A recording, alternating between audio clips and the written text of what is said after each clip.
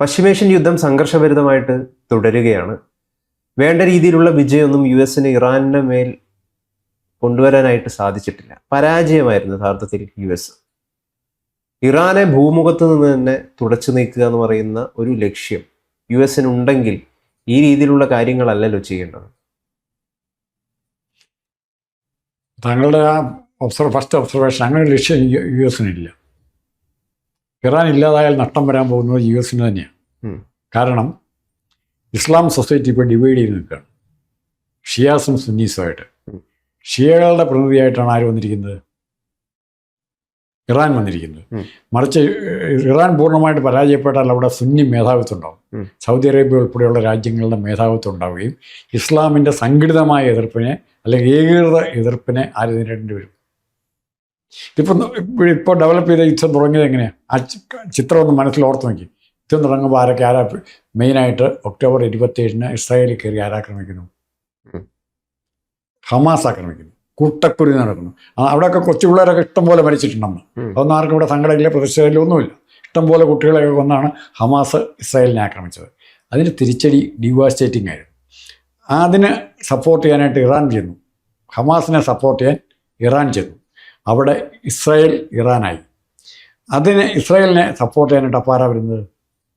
Iran കയറി മറ്റ് Hormuz കടലെടുക്കുക പ്രശ്നങ്ങൾ ഉണ്ടാകാൻ തുടങ്ങിയപ്പോൾ അമേരിക്ക കാത്തിരുന്ന അവസരം വന്നു. ഡയറക്റ്റായിട്ട് അവിടെ ഇടപെടാനൊരവസരം വന്നു. അതിൻ്റെ അർത്ഥം ഇറാനെ ഇല്ലാതാക്കുക എന്നുള്ള ഉദ്ദേശം ഒരിക്കലും കാണില്ല. മറിച്ച് അമേരിക്കയ്ക്ക് പറ്റിയൊരു ഇറാനിയൻ ഭരണകൂടത്തെ, ഇപ്പോൾ ഒരു പുതിയ മാറ്റം വന്നിട്ടുണ്ട്, പുതിയ ആളെങ്ങനെ നിരത്തില്ല, ഭരണകൂടത്തെ ഇറാനിൽ സ്ഥാപിക്കുക എന്നുള്ളത് മാത്രമായിരിക്കും. അതാണ് ഉദ്ദേശിക്കുന്നത്. അതൊരു അവർക്ക് അനുകൂലമായൊരു ഭരണകൂടത്തെ കൊണ്ടുവരിക. ഇപ്പോൾ ഇനി അതറിയുമ്പോൾ ഇറാൻ എന്ത് പറ്റും, അല്ലെങ്കിൽ ഇറാൻ ഇല്ലാതാക്കാൻ നോക്കുമെന്ന് പറയുമ്പോൾ ചില രാജ്യങ്ങളൊക്കെ ഇല്ലാതെ പോയി. ലിബിയ വല്ല പിടിയുണ്ടോ? ലിബിയ എന്ത് പറ്റുന്ന? സിറിയ എന്ത് പറ്റുന്ന വല്ല പിടിയുണ്ടോ? പിന്നെയുണ്ട് ഇറാഖിൻ്റെ സ്ഥിതി തന്നെയായിരുന്നു. ഇറാഖ് ലോകത്തിലെ ഇറാനേക്കാൾ അതിനെ ഒപ്പം പ്രബല രാജ്യമായിരുന്നു ഇറാഖ്, അല്ലേ?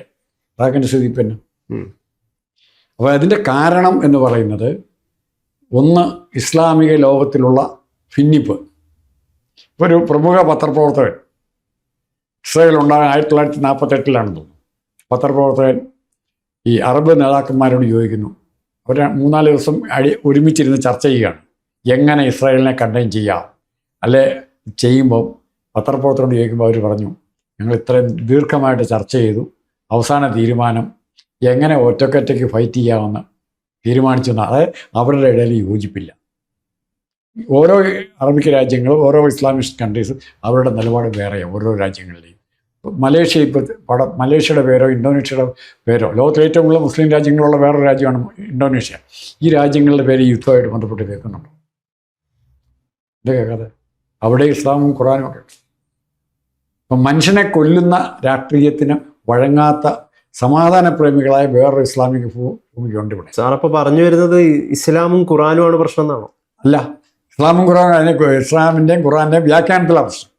അത് ഏത് പുണ്യഗ്രന്ഥം വ്യാഖ്യാനിച്ചാലും, ബൈബിള് വ്യാഖ്യാനിച്ചാലും, ഗീത വ്യാഖ്യാനിച്ചാലും, ഖുറാൻ വ്യാഖ്യാനിച്ചാലും, ഇസ്ലാമിനെയും ഖുറാനെയൊക്കെ ഇങ്ങനെ ആരാ വ്യാഖ്യാനിക്കുന്നത്? ആ വ്യാഖ്യാനം അവർക്ക് എവിടെ നിന്നാണ് കിട്ടുന്നത്? ആ തെറ്റായ വ്യാഖ്യാനം പൊളിറ്റിക്കൽ ലീഡർഷിപ്പ്, രാജ്യം ഭരിക്കുന്ന നേതാക്കന്മാർ കൊടുക്കും, മൗലവിമാർ കൊടുക്കും, മുല്ലമാർ കൊടുക്കും.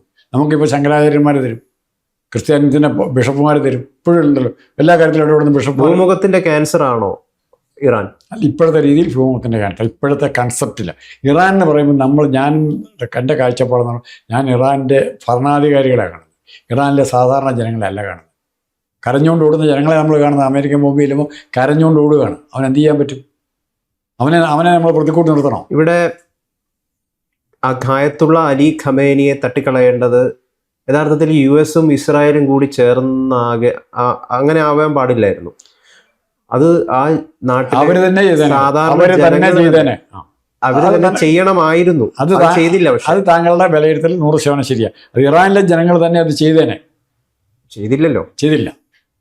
അതിനും ഈ ചെയ്യുന്നതിന് പകരം കുറെ പേര് കരയാണ് ചെയ്തത്. ഇന്ന് വരെ ഇറാൻ ഇത്രയും കാലം അമേരിക്കയ്ക്കിട്ട് തിരിച്ചടിക്കുന്നു. അമേരിക്കയിൽ ഒരു ബോംബിടാൻ പറ്റിയിട്ടുണ്ടോ? അതെ, ഇറാന് അമേരിക്കയിൽ ഒരു ബോംബിടാൻ പറ്റിയിട്ടുണ്ടോ?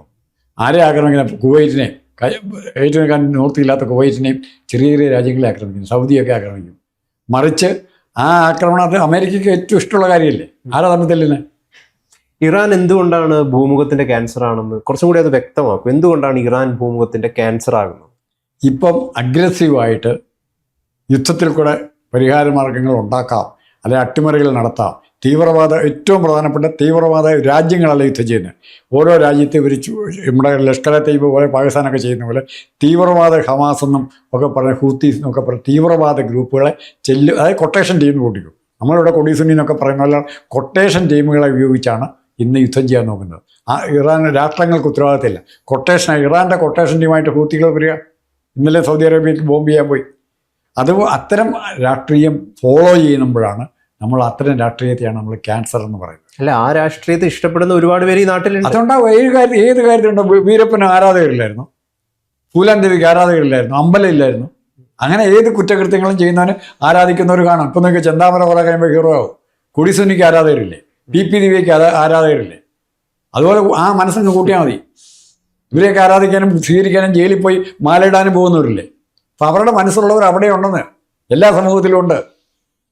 കുറ്റവാളികളെ ആരാധിക്കുക എന്നുള്ളത് വലിയ ക്രെഡിറ്റാണ്. കായംകുളം കൊച്ചുണ്ണിയെ പറ്റി താങ്കൾ പറയുന്നത് ഒരു സെക്കൻഡ്, കായംകുളം കൊച്ചുണ്ണി എങ്ങനെയാ കാണുന്ന ആൾക്കാർ?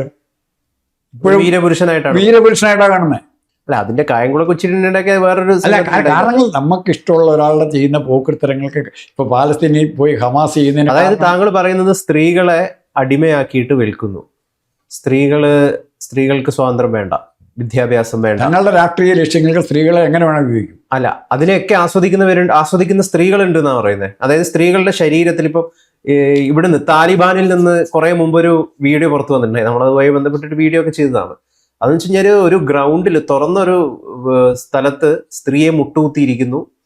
ഒരു മതപുരോഹിതനെ പോലുള്ള ഒരാള് ചാട്ടവാറ് കൊണ്ട് സ്ത്രീയുടെ ശരീരം മുഴുവൻ അടിക്കുകയാണ്. ഈ അടിക്കുമ്പം പുറകിൽ നിന്ന് ഇതാ അള്ളാഹു അക്ബർ എന്ന് പറഞ്ഞിട്ട്. അപ്പൊ ഇതിനെ ആസ്വദിക്കുന്നുണ്ട്, ഈ വേദനയെ, ഈ അടിയെ, അല്ലെങ്കിൽ ഈ സ്വാതന്ത്ര്യമില്ലായ്മയെ ആസ്വദിക്കുന്ന ഒരു പറ്റം ജനമുണ്ടെന്നാണ് പറയുന്നത്. അവിടെ മാത്രമല്ല, ഇവിടെയുണ്ട്. അത് ഇവിടുത്തെ കൊണ്ട് പറഞ്ഞാൽ കൃത്യമായിക്കൊള്ളുക. പൂക്കോട് വെറ്റിനറി കോളേജ് സിദ്ധാർത്ഥൻ എങ്ങനെയാണ് വന്നത്? ആസ്വദിക്കുകയായിരുന്നു പിള്ളേർ, പെൺപിള്ളേർ ഉൾപ്പെടെ കൈയിടിക്കുകയായിരുന്നു. നഗ്നനാക്കി നിർത്തി അടിച്ചു SFIക്കാർ പിള്ളേർ. ആ കേസുണ്ടോ? അപ്പോൾ അത്തരം വൈകൃതം ഉള്ള മാനസിക സ്വഭാവമുള്ളവർ എല്ലാ മതത്തിലും ഉണ്ട്. പക്ഷെ അത് ഏറ്റവും കൂടുതലായിട്ട് ദൈവിക പരിവേഷം കൊടുക്കുന്ന എവിടെയാണെന്നറിയോ? ഈ ഇറാനെ പോലുള്ള രാജ്യങ്ങൾ ദൈവിക പരിവേഷം. മറ്റിടത്ത് ക്രിമിനൽ പരിവേഷമേ ഉള്ളൂ. ദൈവിക പരിവേഷം കൊടുക്കുന്നത് അവിടെയാണ്. TP ചന്ദ്രശേഖരനെ കൊല്ലുമ്പോൾ ആസ്വദിക്കുകയല്ലേ ചെയ്യുന്നത്? ഒരു വെട്ടുപൊട്ടിയാൽ ചാവും. ആദ്യത്തെ വെട്ടണോ അല്ലെങ്കിൽ രണ്ടാമത്തെ വെട്ടണം മൂന്നാമത്തെ വെട്ടണം മരിച്ച് പിന്നെയും വെട്ടിക്കൊണ്ടിരിക്കുക എന്നുള്ള അതിൻ്റെ പേരെന്നാ.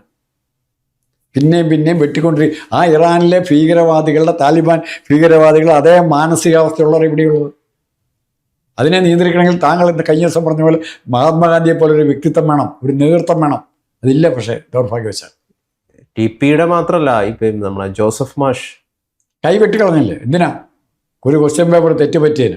ഇപ്പോൾ കേരളത്തിലെ PSC മെമ്പർമാരെ മുഴുവൻ കൈവിടണം. മുഴുവൻ പേരെ നിയമിച്ചിരിക്കുന്നത് എങ്ങനെയാണ്? കള്ളത്തരത്തിലാണ്.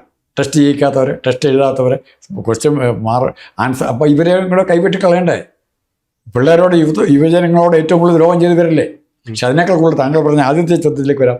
ഇറാന് നിലനിൽക്കണമെങ്കിൽ, ഇറാൻ നിലനിൽക്കണമെങ്കിൽ ഈജിപ്തിനെ പോലെ, സൗദി അറേബ്യ പോലെ രാജ്യമായി ഇറാൻ മലേഷ്യയെ പോലെ, ഇന്തോനേഷ്യയെ പോലെ ഒരു സമാധാന പ്രേമികളുടെ രാജ്യമായാൽ ഇറാൻ നിലനിൽക്കുന്നുണ്ട്, കുഴപ്പമില്ല. പക്ഷെ അപ്പോൾ പലതിനെയും തള്ളിപ്പറയേണ്ടി വരും. ഇന്നലെ വരെ പോലെ ഈജിപ്തിലൊക്കെ ഇപ്പോൾ എല്ലാവരും മാറിയില്ലേ? ഇപ്പോൾ ആരാളുള്ള പ്രശ്നം? ഇറാഖോ എന്തുമാത്രം ശൗര്യമായ ഇറാഖിനല്ലേ? സദ്ദാം ഹുസൈൻ എന്ന് പറഞ്ഞാൽ നമ്മൾ 1000 പ്രാവശ്യം തല്ലിക്കൊല്ലാൻ ഉദ്ദേശിച്ച സദ്ദാം ഹുസൈൻ. സദ്ദാം ഹുസൈൻ ഇന്ന് എവിടെയാ അറിയാമല്ലോ? രാജ്യം എവിടെയാ? അപ്പോൾ അത്തരം മാറ്റം ഇറാനിൽ ഉണ്ടാകണം എന്നാഗ്രഹിക്കുന്നു. അതായത് ഇറാൻ ഭൂമുഖത്തെ ക്യാൻസർ ആണെന്നാണോ പറയുന്നത്? ക്യാൻസർ അല്ല, അതിൻ്റെ ക്യാൻസർ എന്ന് പറഞ്ഞാൽ മുറിച്ച് കളഞ്ഞാൽ മാറും.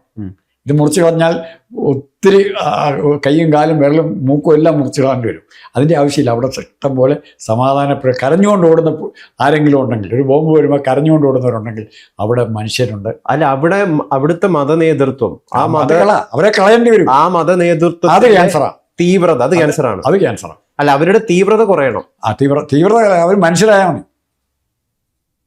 അത് ക്യാൻസർ തന്നെയാണ്. ആ ക്യാൻസർ മുറിച്ച് കളഞ്ഞേ പറ്റൂ. ഇവിടെയാണെങ്കിലും എവിടെയാണെങ്കിലും.